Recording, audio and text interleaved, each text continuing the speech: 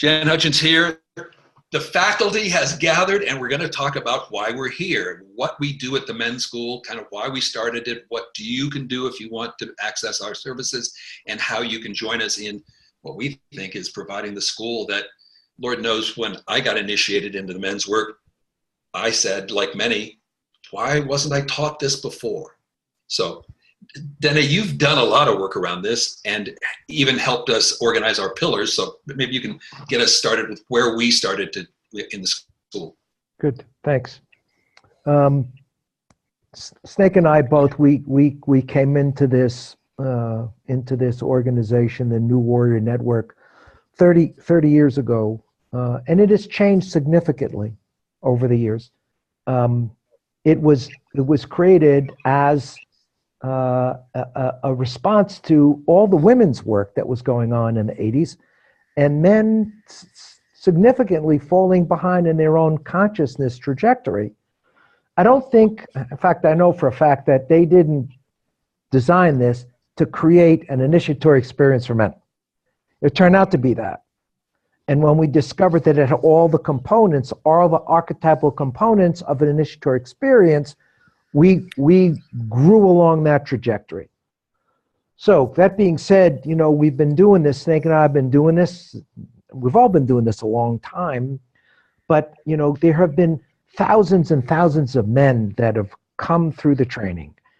And the simple things that we teach, emotional literacy, accountability, integrity, responsibility, honoring the deep masculine, who we are, has fallen on many men who have taken it into their lives and done extraordinary work. We've also heard men come off of training and say, gee, why isn't this basic stuff taught in school? Well, you know, the Eskimos have a lot of language for snow, and the Indians have a lot of language for love. We don't have a lot of language for what the kind of work that we're doing. So we're kind of discovering those deep principles in us as we move through this process. So I'm very passionate about emotional literacy. I've begun to do some writing on that. I think it's worthy of a piece to need to go out there. But this faculty, this men's school, we've come together in the awareness that not every man wants to go through an initiation. Not every man may need to go through initiation, although I think that's not true. I think every man needs to go through an initiation. But, you know, men that go through the initiation and then maybe they stay in their I group, maybe they don't, maybe it works a little bit, maybe it doesn't. A year or two later, a man's going to come back. He doesn't want to stay off a weekend, but he's going to want to do some work. We have created this school, and the pillars of work that every man will go through from his birth to his death, we have a capacity to address. And we have specific faculty members that have expertise in all of these different areas. So wherever a man is in his life, whatever stage he is, whatever he's going through, whether it's a divorce or the birth of a kid or drug addiction or pornography or whatever it is, we've got men who have been through that, because you can only teach somebody what you're going through, what you've gone through. We're very real. We're very human. We're very fucked up in our own ways, but we're brilliant in this work. Yeah.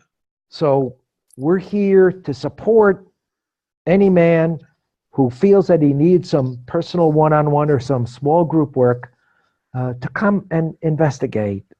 We have something for you, and we just keep putting it out there in hopes that at some point you'll say, wow, I need to do something with these guys.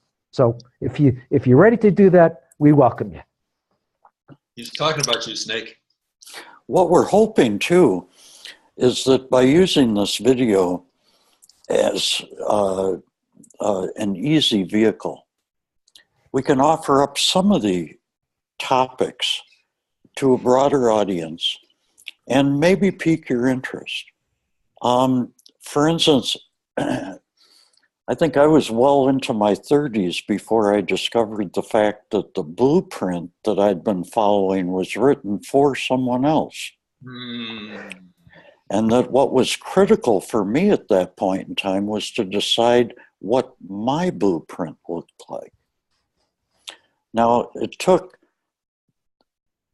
the challenge and the help of many different men along the way for me to have the courage and the resolve to create my own blueprint for my life.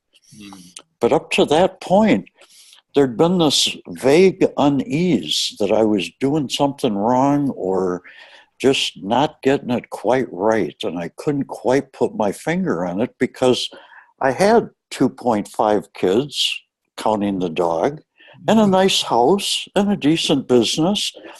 And I was miserable because the blueprint that I was following was handed to me, written by someone else, and I needed to write my own. Now that's what men's school is about, is encouraging men not only to write their own blueprint, but to be ruthlessly honest and have men with experience stop at a certain point and say, really? I've benefited from those reallys more times than I can say. And that to me is the heart of it, is what this coaching opportunity is to engage in conversation that changes your life, right?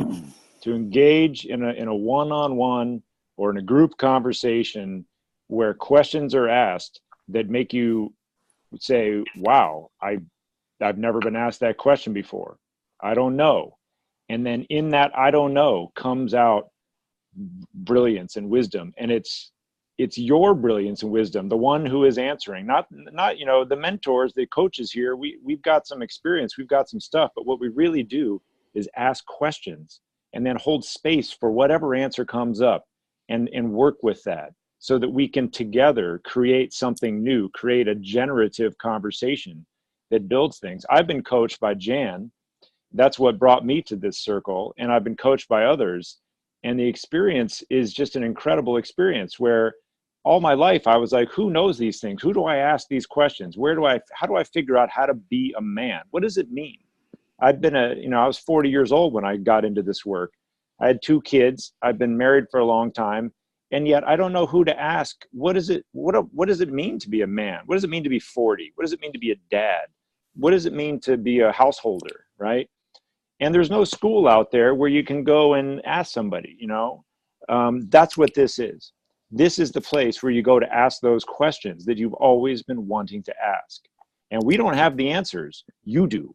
But we'll help you to discover those answers. And they'll be your answers, not ours. They'll be your answers. Good example of that, too, and I want to reinforce this. There are no dumb questions. They're just unasked questions. I spoke with a young man over the weekend who's about a month and a half away from having his first child. And he looked at me with a terrified look on his face, and he said, what if I get a bad one? One that I don't like? What if I can't stand the baby we're about to have? That's a valid question, and I don't know that there's a father out there who hasn't at least flirted with that question. And I can't wipe away the fear, but I can say, totally understand. What if? How will you handle that? I imagine that in these days in particular, when there are descriptors like toxic masculinity and bringing down the patriarchy, that men and the masculine are under attack. And there's a whole language in which we try to describe and define what that is. So if I'm a 35-year-old man and I'm recently married and I'm having some conflicts with my wife and maybe we've got a baby or not, where does a man go to discover who he truly is as a man, rather than ascribe to, as Snake said eloquently before, somebody else's blueprint? the blueprint of the masculine and traditional markers of success are crumbling. And with that crumbling are a lot of good things that are crumbling as well. So we are here in the question, entertaining Me Too's and, all the different ways in which we're trying to figure out as blind people what this elephant looks like. We're holding a space for the deep and sacred masculine. We're holding a place for good men, and there's a lot of us in the world. And we're holding a place that says, with all due respect to women and the feminine, we need to be partners with you to figure our way through this critical time. And that won't mean that every man is a patriarchal prick and everything in the masculine is toxic.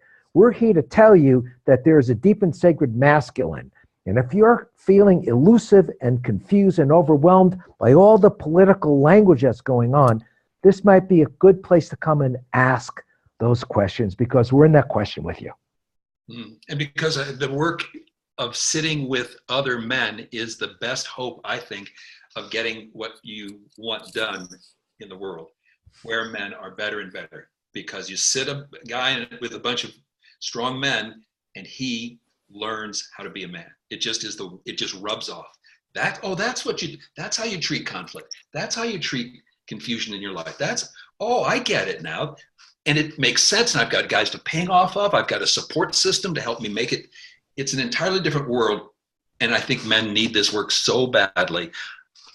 I've never joined an organization in my life, but this work is the right work for my soul. And I think it is a real blessing to be part of this whole men's school project with you.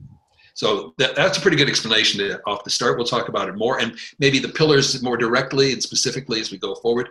Hope you enjoyed that and will come join us at the school. We need people to contribute good ideas, keep the conversation going. And of course, if you need some help, call us. End of message.